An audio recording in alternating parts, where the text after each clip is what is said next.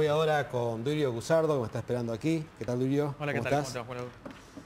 Y vamos a hablar, dentro de nuestro tema reumatológico, de la rodilla del corredor, de la persona deportista, ¿no?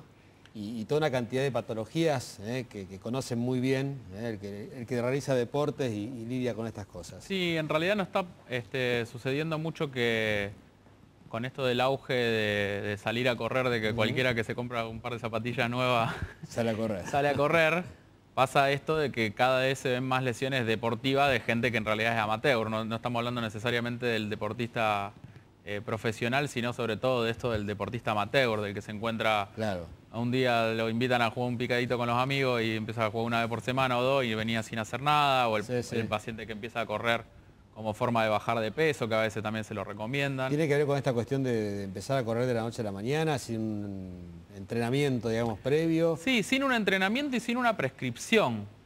O sea, lo que nosotros estamos viendo en general es en pacientes jóvenes, obviamente no se ven lesiones articulares específicas, que serían quizás de casos más avanzados, pero sí se ven contracturas musculares y lesiones tendinosas. Sí. Entonces, la idea era un poco adentrarse en este mundo, cosa de que el paciente no se quede con que, bueno, si te duele un poco, te tomás un ibuprofeno y te pones hielo y ya está, porque a veces eso te puede calmar el dolor a corto plazo, pero en algún punto el cuerpo te está avisando de que hay algo que hay que solucionar. Claro. O diagnosticar. Bien. ¿Cuáles son las patologías más frecuentes? Nosotros lo que vemos más frecuentes son dos cosas que en realidad están asociadas.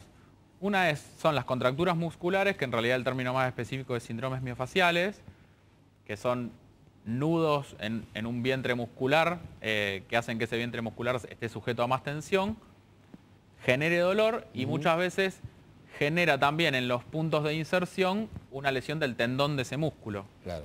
Entonces, lo que vemos mucho son también tendinopatías, sobre todo tendinopatía cuadricipital, tendinopatía de la pata de ganso y tendinopatía rotuliana. Son tres lugares muy comunes de la rodilla que se ven sujetos a fenómenos de desgaste o de inflamación, generan dolor local.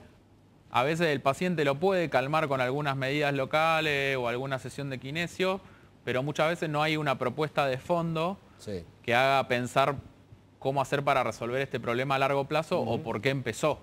Claro. Que eso sería lo interesante. ¿Y cómo se presenta? Bueno, muchas veces los pacientes refieren a veces como la famosa rodilla cargada, que te dicen me siento como más pesado, me siento como que me cuesta más hacer los movimientos. Otras veces tienen el dolor post ejercicio, que es solamente después del ejercicio. Volví a mi casa y quedé medio dolorido, pero bueno, me hice un poquito de hielo, masaje, etcétera, etcétera.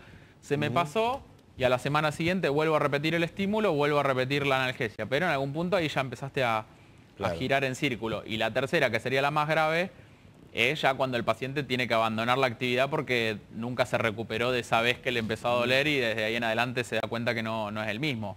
Claro. ¿Puede haber alguna incipiente artrosis que está comenzando a lo mejor?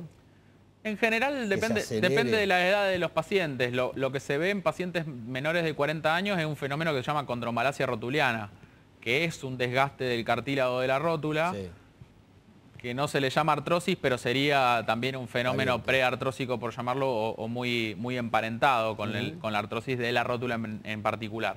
Bien. Pero antes y durante eso hay asociados esto de las tendinopatías rotulianas, que son la cuadricipital y la rotuliana, que son muy comunes y que dan dolor sobre todo en la cara anterior de la rodilla, cuando el paciente hace movimientos de flexo-extensión como si fuese subir y bajar escaleras, o sobre todo descender en pendientes, o descender cuando tiene que poner en actividad el cuádriceps, ahí nota el dolor bastante exquisito en la cara anterior de la rodilla. Hay algunas imágenes que las vamos a mostrar después del corte, ¿no? Vamos a hablar de...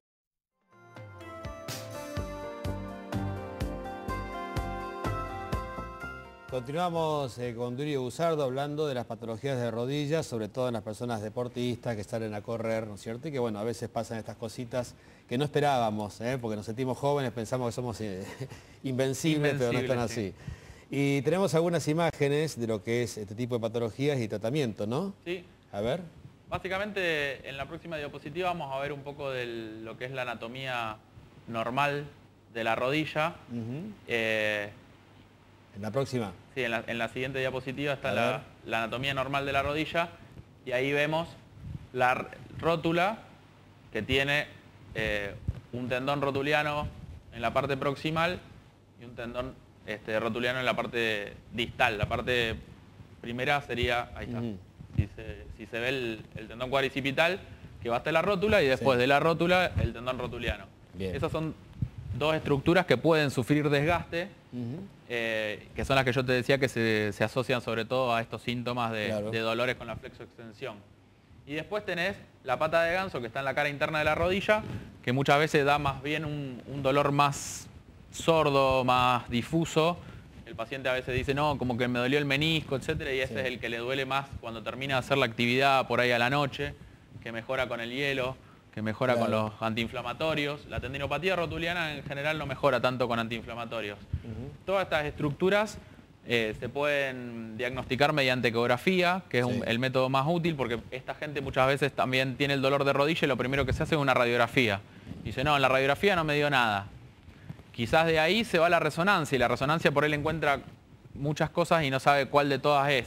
Bueno, en el medio de esas dos métodos diagnósticos tenemos la ecografía, que es un método más sencillo, y que muchas veces si uno ya viene con un diagnóstico bien orientado, nos puede dar la causa del dolor y se puedan hacer terapias específicas en los tendones afectados. Uno cuando ve que el tendón tiene un desgaste, mediante la ecografía, en el momento mismo de la ecografía ya se puede plantear una terapia regenerativa, ya sea con dextrosa o con plasma rico en plaquetas, en ese tendón.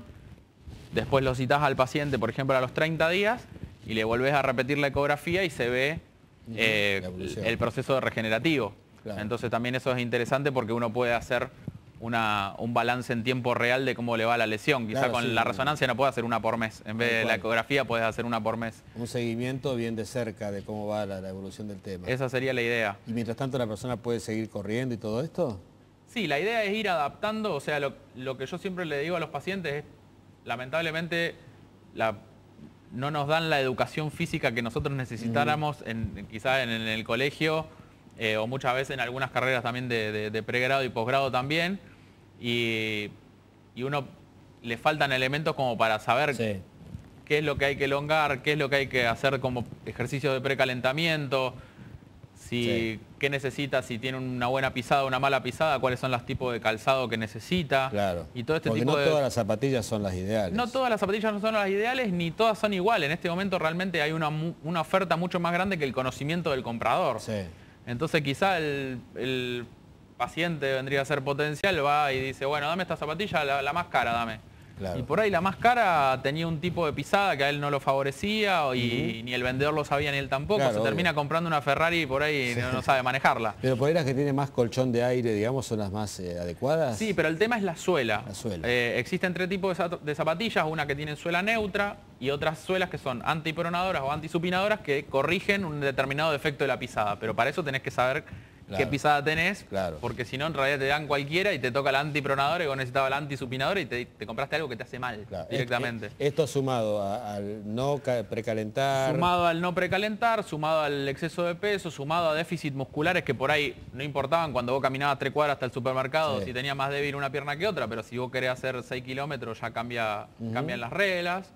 Entonces bueno, todo este tipo de cosas son las que uno tiene que ir puntualizando para que el tendón cure o para que el músculo no se contracture, asociado a las terapias que uno plantee. O sea, no es solamente curar el tendón, sino reacomodar, vendría a ser todo ese proceso. Y además que cuando ya esté de alta, dado el paciente de alta, no volver a caer en lo mismo, que pueda seguir haciendo actividad física. Esa es la idea. Si uno corrige los factores, el cuerpo tiene una adaptación buena al ejercicio. Lo que pasa que muchas veces lo que nos pasa es esto, de que uno peca de ansioso o de apurado y no genera las condiciones como para que el paciente lo pueda hacer. De hecho, vemos gente con diferentes edades, con diferentes pesos, corriendo sin lesiones.